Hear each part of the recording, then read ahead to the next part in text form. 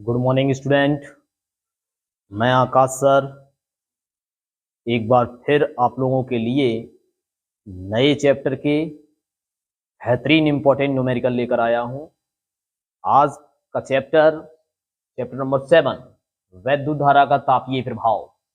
इस चैप्टर के हम लोग न्यूमेरिकल करने वाले हैं। आप सभी किताब कॉपी पेन लेकर बैठिएगा और इन न्यूमेरिकलों को देखिएगा। इस चैप्टर के न्यूमेरिकल देखने के लिए कुछ इंपॉर्टेंट फार्मूलों को देख लेते हैं। तो क्या वो फार्मूले हैं? तो फार्मूला नंबर 1 ध्यान से देखिएगा, व्यय वैद्युत ऊर्जा। व्यय वैद्युत ऊर्जा W is equal to VQ, है ना। अगला formula W is equal to VIT। Joule इसका मात्रक हुआ करता है ऊर्जा का, तो इसलिए हमें जूल लिखना है। ठीक है। अगला देखिएगा, अगला formula W is equal to I²RT। व्यय वैद्युत ऊर्जा का अगला फार्मूला ये है। और अगला फार्मूला व्यय वैद्युत ऊर्जा का, तो W इज इक्वल टू हो जाएगा आपका V²T/R।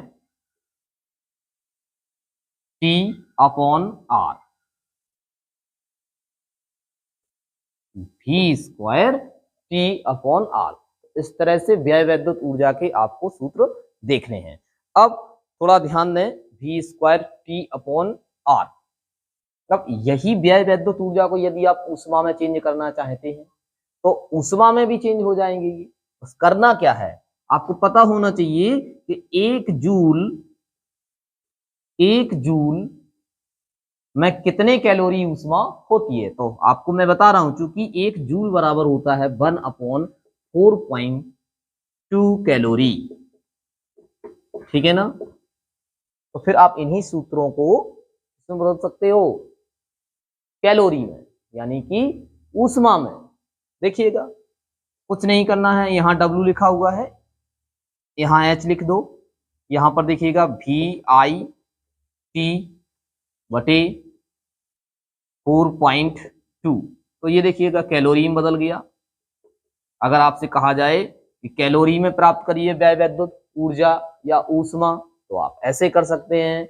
इसी तरह से इसमें देखो, H is equal to I²RT/4.2 calorie. ठीक है ना। इसी तरह से इसमें देखना है आपको, H is equal to V²T। ठीक है ना, 4.2 इंटू R। ये देखिएगा कैलोरी, राइट है। इस तरह से ये ऊष्मा के व्यंजक आप इनकी सहायता से ऊष्मा में बदल सकते हो। मेन फार्मूले आपको ये याद रखने हैं। इन्हीं से आपने इनको बना लिया। ये जूल में थी ऊर्जा, तो यहां पे कैलोरी में है। ठीक है ना। नेक्स्ट, इस चैप्टर में आपको शक्ति या सामर्थ्य के फार्मूले भी देखने पड़ेंगे। तो वैद्युत शक्ति या सामर्थ्य। तो वैद्युत शक्ति या सामर्थ्य को दिखाते हैं P से, और P बराबर होता है W/T। ये आप चैप्टर को स्टडी करते हैं तब आपको बताया जाता होगा। शक्ति का मात्रक वाट हुआ करता है। अब आप देखिएगा, इसमें बारी बारी से W का मान रखते जाइएगा। तो देखिए यहां से W is equal to VIT, तो यहाँ पे आपने रख दिया। देखिए VIT जैसे ही रखेंगे तो VIT/T, T से T कैंसल हो जाएगा, बचेगा क्या? शक्ति बराबर हो जाएगा, शक्ति P बराबर VI, राइट है। तो VI वाट। इसको ऐसे भी पूछा जा सकता है कि वैद्युत शक्ति का सूत्र विभवांतर और धारा के पदों में क्या है, तो ये विभवांतर धारा के पदों में है। ऐसे ही अगला फार्मूला देखिएगा, P इक्वल टू, यहां पर W की जगह रखिएगा I²RT। तो देखिएगा ये रखोगे तो अपॉन में T आएगा ना, तो T से T कैंसल हो जाएगा। आप देख पाएंगे व्यय वैद्युत शक्ति का फार्मूला I²R हो जाएगा। इस तरह से एक बना लिया आपने, सेम ऐसे इसमें भी करना है। तो देखिएगा P is equal to W की जगह जैसे ही आप ये चीज रखोगे, W की जगह क्या रखना है, V square T upon R upon T। तो T से T आउट हो जाएगा, तो व्यय वैद्युत शक्ति P बराबर हो जाएगा formula V square upon R, शक्ति का मात्रक वाट। तो इस तरह से 1 2 3 4 फार्मूले याद रखिएगा, उन्हीं की सहायता से आप ये बनाइएगा, उन्हीं की सहायता से ये शक्ति के भी बनाइएगा, ठीक है ना। एक फार्मूला और देखिएगा जो बहुत ही इंपॉर्टेंट है इस चैप्टर में। अगर आपसे पूछा जाए किलोवाट घंटा या यूनिटों की संख्या बताइए, तो कैसे निकालेंगे, तो किलोवाट घंटा, आप सब जानते हैं कि किलोवाट घंटा किसका मात्रक होता है, वैद्युत ऊर्जा का ये बड़ा मात्रक है, या ऊर्जा का बड़ा मात्रक है, ठीक है ना। अब किलोवाट घंटा इसी को बोलते हैं, या यूनिटों की संख्या, कितने यूनिट बिजली का बिल या बिजली खर्च की है आपने, तो उसी को यूनिट बोलते हैं। चाहे 1 किलोवाट घंटा का है तो समझो 1 यूनिट, 2 किलोवाट घंटा का है तो 2 यूनिट आपने बिजली खर्च की है। तो यूनिटों की संख्या, साधारण भाषा में हम किलोवाट घंटा को यूनिट बोला करते हैं। तो यूनिटों की संख्या फिर कैसे निकलेगी, बहुत गौर से देखिए बच्चे, ठीक है।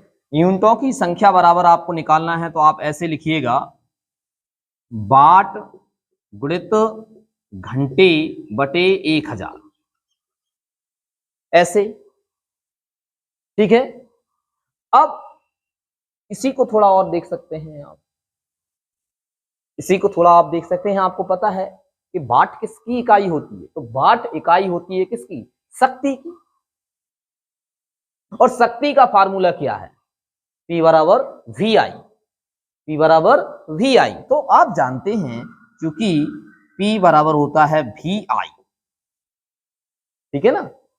I विद्युत धारा है, V विभवांतर है और P शक्ति है, ये शक्ति का मात्रक लिखा हुआ है। तो अगर आप यहां से इसको हटाएंगे तो इन दोनों के मात्रक रखेंगे, तो इसको आप और दूसरी तरह से कैसे लिखेंगे, और दूसरी तरह से, तो देखिएगा इसी फार्मूले को आप लिख सकते हैं, इसीलिए बराबर इसका मात्रक होता है वोल्ट, इसका मात्रक वैद्युत धारा का एम्पियर इंटू घंटे बटे 1000। इस तरह से आप यूनिटों की संख्या भी निकाल सकते हैं बच्चे। तो इतने सारे फार्मूले इस चैप्टर में इंपॉर्टेंट फार्मूले हैं, इनको याद रखना है। जब आपने चैप्टर पढ़ा होगा तो ये कैसे प्राप्त किए गए, कैसे निकाले गए, ये आपको बताया गया होगा। अब शुरू करते हैं इस चैप्टर के न्यूमेरिकल। तो आप लोग अपनी अपनी किताबों में चैप्टर नंबर 7 निकालिएगा, वैद्युत धारा का तापीय प्रभाव, और स्वयं को जांचे वाले पोर्शन में पहुंचे। स्वयं को जांचे वाले पोर्शन में देखें कि कौन सा न्यूमेरिकल है, न्यूमेरिकल का नंबर क्या है, उसको पढ़ें और उसको सॉल्व करें। शुरू करते हैं।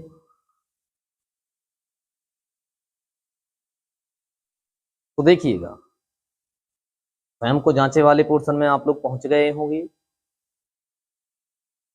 और उसमें लिखा हुआ है आंकिक प्रश्न, यानी कि न्यूमेरिकल है। अब यहां से न्यूमेरिकल देखिएगा, प्रश्न नंबर 19, तो 19 नंबर इसमें न्यूमेरिकल है। बहुत ध्यान से देखिएगा, इसमें क्या कह रहे हैं। इसमें कहा गया है यदि 160 वोल्ट, आपको याद रखना है 160 वोल्ट, 160 वोल्ट, जैसे ही आपने देखा कि 160 वोल्ट, वोल्ट किसका मात्रक होता है, विभवांतर का होता है। तो विभवांतर को कैसे प्रदर्शित करते हैं, V से प्रदर्शित करते हैं, ठीक है ना। 160 वोल्ट और उसने आगे बताया भी है विभवांतर, तो आपने तुरंत ही देखा विभवांतर V is equal to 160 volt, आपने लिख लिया, ठीक है भाई। आगे आपने देखा 160 वोल्ट वाले वैद्युत उपकरण में 3200 जूल ऊर्जा व्यय होती है। तो 3200 जूल ऊर्जा W is equal to 3200 joule ऊर्जा व्यय होती है, मतलब खर्च हो रही है। आगे आप देखिएगा तो वैद्युत उपकरण में प्रवाहित आवेश, आवेश पूछ रहे हैं और आवेश को Q से प्रदर्शित करते हैं। किससे? Q से। तो Q is equal to question mark, ये आपसे पूछा गया है। अब आप दिमाग लगाइएगा कि किसमें व्यय वैद्युत ऊर्जा के इतने सारे फार्मूले बताए गए थे और उसमें Q कैसे निकलेगा। दो चीजें हमें गिवन है, विभवांतर और व्यय वैद्युत ऊर्जा। तो लिखा W is equal to VQ, ये फार्मूला बताया गया था। इसी को आपने देखिए कैसे किया, क्योंकि Q पूछ रहे हैं तो W अपॉन V, ये देखिएगा इस तरह से। इसमें आपने वैल्यू रखी 3200 अपॉन 160 या 160, ये देखिएगा इस तरह से। जो आवेश है वो 20। अब आवेश का क्या मात्रक होता है? कूलाम होता है। क्या होता है? कूलाम। बच्चे कोई भी वैल्यू आप निकालेंगे तो उसका मात्रक जरूर लिखा करें, कूलाम। देखिए आंसर सवाल नंबर 20। देखिए बच्चे सवाल नंबर 20 में क्या कह रहे हैं, आप सभी अपनी अपनी किताबों में देखिएगा। कहा गया है कि सवाल नंबर 20 में ये कहा गया है कि 20 एम्पियर की धारा, तो I बराबर 20 एम्पियर हो गया, 15 सेकंड के लिए प्रवाहित होती है। तो सेकंड लिखा देखा तो आपने तुरंत ही लिख दिया कि टाइम दिया हुआ है। तो प्रवाहित आवेश की गणना करिए। तो आवेश को Q से दिखाया जाता है और Q बराबर क्वेश्चन मार्क। अब आपको एक फार्मूला पता है कि Q is equal to IT, बस इसमें ये वैल्यू फिक्स कर दीजिएगा, आपके पास में आंसर आ जाएगा। तो आपने लिखा Q is equal to I की वैल्यू रख लिया आपने 20 इंटू T की वैल्यू रख लिया आपने 15, ठीक है। तो Q इज इक्वल टू, इसको आपने सॉल्व कर दिया तो इस तरह से आपने देखा 300 कूलाम। इस तरह से आपने क्या देखा, 300 कूलाम आपका ये आंसर रहेगा। राइट है। अब अगला सवाल, सवाल नंबर 21। इस सवाल में कह रहे हैं कि किसी प्रतिरोध में 3 एम्पियर की धारा 20 वोल्ट के विभवांतर पर, तो 3 एम्पियर की धारा, तो I बराबर 3 एम्पियर 20 वोल्ट के विभवांतर पर, तो विभवांतर को V से दिखाते हैं और V बराबर 20 वोल्ट। 15 सेकंड के लिए, कितने सेकंड के लिए? 15 सेकंड के लिए। सेकंड देखा समय, तो T बराबर 15 सेकंड। व्यय वैद्युत ऊर्जा की गणना करनी है। व्यय वैद्युत ऊर्जा W is equal to question mark, we know that, जानते हैं W is equal to VIT। तो W is equal to V की जगह V का मान रख दिया और इंटू I के जगह I का मान रख दिया और T के जगह T का मान रख दिया और इसे सॉल्व कर दिया। तो देखिएगा जब आप इसे सॉल्व करेंगे, कैलकुलेट करेंगे, तो 900 और ऊर्जा का मात्रक जूल हुआ करता है। इस तरह से सवाल नंबर 21 हुआ। सवाल नंबर 22 कह रहा है कि एक वैद्युत हीटर में 25 सेकंड तक, T बराबर 25 सेकंड, कितने सेकंड तक? 25 सेकंड तक 5 एम्पियर की धारा, तो I बराबर 5 एम्पियर, 5 एम्पियर की धारा प्रवाहित की जाती है। तार का प्रतिरोध 300, कितने ओम? 300। तो R बराबर हीटर के तार का जो प्रतिरोध दे रखा है वो 300 ओम दे रखा है और आपसे पूछा गया है कि व्यय वैद्युत ऊर्जा की गणना करिए। व्यय वैद्युत ऊर्जा W बराबर क्वेश्चन मार्क। फार्मूला देखिएगा, धारा और प्रतिरोध के पदों में व्यय वैद्युत ऊर्जा का आपको फार्मूला बताया गया है, W is equal to I square R T। तो W is equal to I square, देखिएगा 5 का स्क्वायर इंटू R की वैल्यू 300 और T की वैल्यू 25। इस तरह से आपने इसको सॉल्व किया तो सॉल्व करने पर पाएंगे, देखिएगा ये 25 हो जाएगा, 25 इंटू 300 इंटू ये 25, इसको आप कैलकुलेट करेंगे, तीनों का आप गुणा करेंगे तो होगा ये 18, 75 इंटू 10⁻², जूल। ये इसका आंसर रहेगा। इस तरह से ये सवाल नंबर आपका 22 हुआ। देखिए बच्चे, क्वेश्चन नंबर 23 क्या कह रहा है। क्वेश्चन नंबर 23 में कहा गया है कि एक वैद्युत हीटर है, या ऊष्मक कह लें, जो 22 वोल्ट पर 25 सेकंड के लिए 50 जूल ऊर्जा देता है, या 50 जूल ऊर्जा वो व्यय करता है, खर्च करता है। तो कह रहे हैं कि विद्युत ऊष्मक या वैद्युत हीटर के तार का प्रतिरोध क्या होगा। तो प्रतिरोध R = क्वेश्चन मार्क कर दिया हमने। अब हमें देखना है कि व्यय वैद्युत ऊर्जा का जो फार्मूला होता है वो प्रतिरोध और विभवांतर के पदों में क्या होता है। तो ध्यान दें, W बताया गया था V² T/R, ये फार्मूला आपको बताया गया था। इसमें अब वैल्यू रखनी है। देखिए, W के जगह आपको रखना है W की वैल्यू, तो रख दिए 50 = V के जगह V की वैल्यू रख दीजिएगा 22, स्क्वायर है तो स्क्वायर कर दीजिएगा, इनटू T के जगह T की वैल्यू रख दीजिएगा 25, अपॉन R आपको फाइंड आउट करना है तो R रख दो। इसको सॉल्व कर दो। देखिएगा बच्चे, 50R = 22 × 22 × 25। देखिएगा ये कैंसिल हुआ यहां से 2 बार। फिर यहां से देखिएगा, इसको ऐसे कर लो 22 × 22/2, ये देखिएगा, है ना। तो इस तरह से इसको आपने सॉल्व किया। अब कैलकुलेशन कर दो, इसकी क्या कैलकुलेशन होगी। ठीक है, तो कैलकुलेशन करोगे तो आपके पास में इसका आंसर दिख जाएगा। 242 ओम, 242 ओम। ठीक है, एक सवाल और देख लेते हैं आज की क्लास का। इसके बाद जो शेष सवाल रह जाएंगे वो अगली क्लास में आपको बताए जाएंगे। तब तक आप लोग फार्मूले याद करना, चैप्टर को ढंग से पढ़ना, और अच्छे से हो सके तो आगे की न्यूमेरिकल और सॉल्व करना। देखिए बच्चे, सवाल नंबर 24 में कहा गया है कि एक वैद्युत गीजर है। गीजर आपने देखा होगा, गीजर बोलते हैं वो पानी गर्म करने वाला, गरम पानी सर्दियों में निकलता है, तो वो वैद्युत गीजर है जो 3 मिनट में 10 एम्पीयर की धारा देता है। तो 3 मिनट, बच्चे याद रखिएगा, यहाँ मिनट नहीं चलेगा, समय को सेकंड में ही लेना है, हमेशा याद रखिएगा, चाहे वो घंटे में दिया हो चाहे वो मिनट में दिया हो, उसे किस में करना है, सेकंड में करना है। तो आप जानते हैं कि 1 मिनट बराबर होता है 60 सेकंड, तो 3 मिनट में कितने हुए सेकंड। इस तरह से आपके इस तरह से 18 180 सेकंड बनते हैं। राइट है।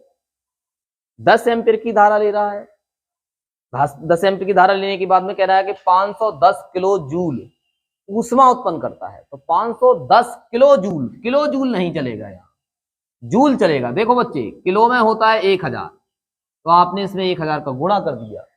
ठीक है, यानी कि 10⁻³ का गुणा कर दिया, तो ये किलो जूल से क्या बन गया, जूल बन गया। और आपसे कहा गया है कि गीजर का प्रतिरोध ज्ञात करिए। गीजर का प्रतिरोध R बराबर आपको देखना है। यही फार्मूला लगाइए जो अभी अभी आपने आपको ऐसा फार्मूला वैद्युत ऊर्जा का लगाना है जिसमें धारा और